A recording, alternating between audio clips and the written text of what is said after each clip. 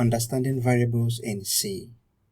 In this video, I will dive into the detail of what variables are and how they are stored in memory.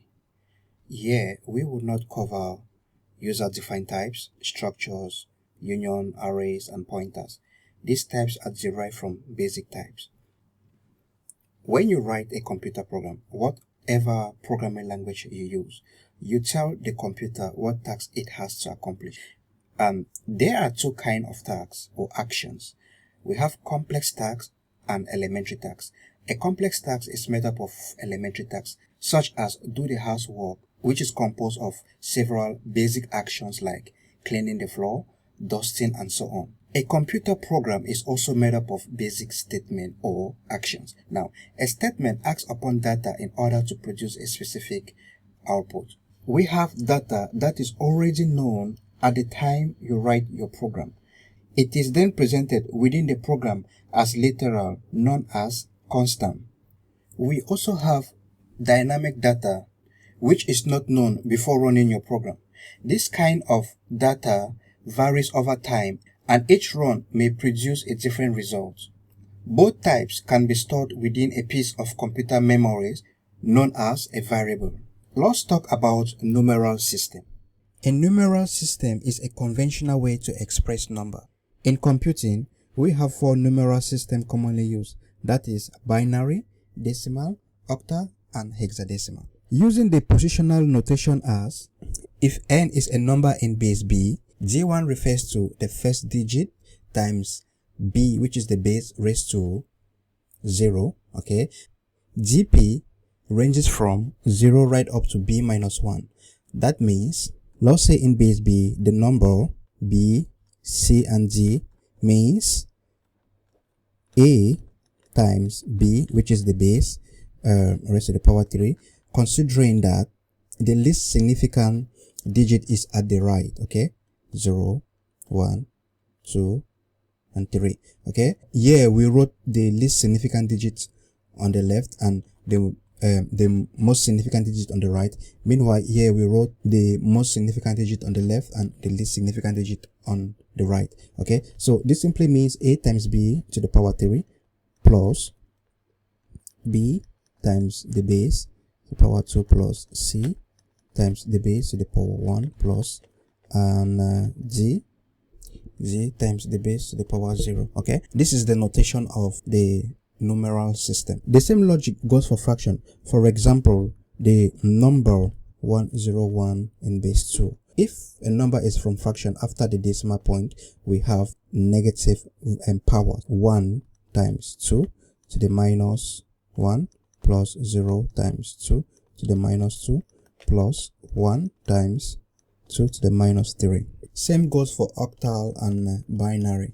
The hexadecimal notation is a little bit different because we have letters in it, okay? So that means the digits are from 0 right up to 9 and from A right up to F. This simply means that 10 represents A in hexadecimal notation. If we want to express the digit 7EFF in base 16, this simply means using this will be 0, 1, 2, and 3. So it becomes 7 times 16 raised to the power 3 plus E times 16 raised to the power 2 plus F times 16 raised to the power 1 and plus another F times 16 raised to the power 1. One more thing you have to know in mathematics, anything x raised to the power 0 is equals to 1, okay? 7 times 16 raised to the power 3 plus, now E becomes 14, okay, times 16. F becomes 15 plus 15 plus 1, okay? So this is simply equals to 32511. For binary notation, for instance, the digit 1101 in base 2, 1 times 2 raised to the power 3 plus 1 times 2 raised to the power 2 plus 0 times 2 raised to the power 1 plus 1 times 2 raised to the power 0. Alright, now for a computer, a piece of data is a series of 0 and 1. The computer understands just the binary number system. I want us to talk about data representation. I said earlier that a computer understands just 0 and 1. As a C programmer, you do not need to know how data is being internally represented within a computer because the C standard is designed to be independent from hardware. The way data is being represented depends on the type of data. For example, a floating point such as 2.718 and an integer such as 1, 2, 3 have different representation and they are distinct entities. Okay, so computer stores data in a fixed number of bits representing the size according to their types. This is when bytes come in. Say this is our computer memory, right? A computer memory is broken down into chunks called memory location, each of which is assigned an index, which is called a memory address. So here we have a memory address. Say this one is referred to as OX1, OXN. These addresses allow us to access the memory. The size of the smallest addressable memory unit is called a byte. I'm going to write it down.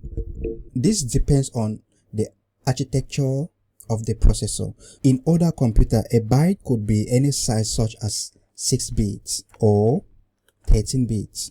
In most modern computer, a byte is usually referred to as 8 bits. I want you to take note, right? When we talk about byte, it don't necessarily means 8 bits, okay? That means a byte could be composed of 6 bits or 13 bits. It does not necessarily mean a byte is 8 bits, alright? This group of bits are referred to as a byte, which is the single addressable unit of your computer memory. Most modern computer can address directly a byte or group of bytes at a time. A computer can address 2 bytes, 4 bytes. Usually this is a multiple of 2, 8 bytes. The address of the group of bytes is the address of the byte with the lowest address, which is referred to as a base address.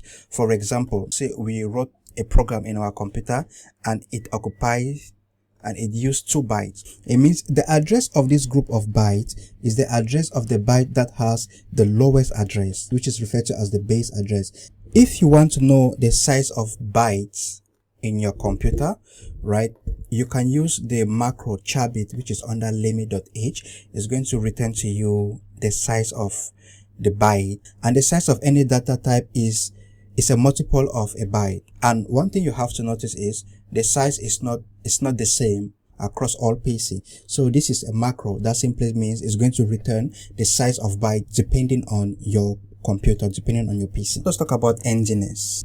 Depending on your CPU design, we have big endians and little endians used to organize the bytes of values fitting in several bytes. Let us consider the number. To simplify this number in hexadecimal, it becomes AF1B015D. What is endianness?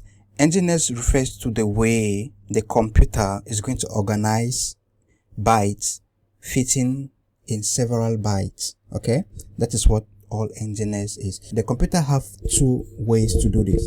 Either it use the big endian or the little endian. How would this digit be considered? It can be read as 5D, 01, 1B, AF. Now, this is from the computer's perspective.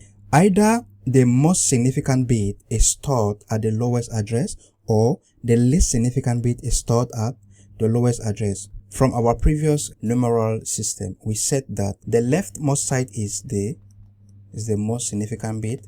Meanwhile, the rightmost side is the least significant bit. Okay, how will this number be stored in our computer memory? So let us assume that this is our computer memory and this is the address ranging from A to A+1, A+2 and A+3. Okay, so let's just assume that these are the memories unit. Okay, these are bytes. Okay, now it is either the most significant digit, which is AF, is being stored at the lowest address, because computers start storing at lowest address moving up. So it is either this AF, which is the most significant bit, and this is the least significant bit. It's either the most significant bit is being stored at the lowest address or the least significant bit is being stored at the lowest address. So this is considered big endian, and meanwhile this is considered little endian. I hope that makes sense.